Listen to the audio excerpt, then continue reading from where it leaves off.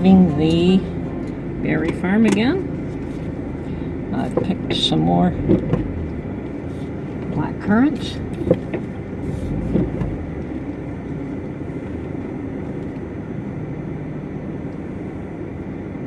Gotta negotiate this driveway here. Lots of people here today. Okay.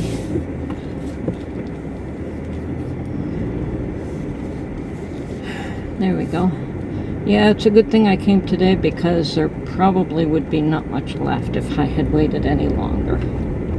So.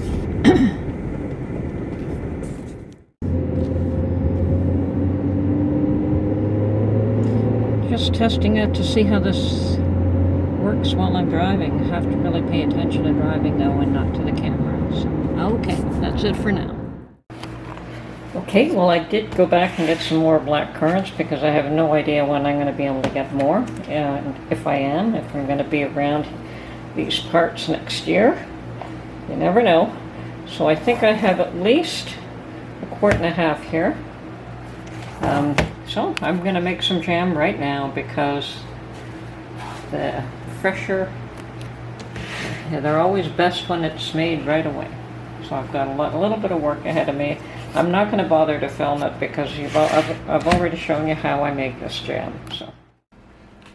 So I finished the second batch of black currant jam.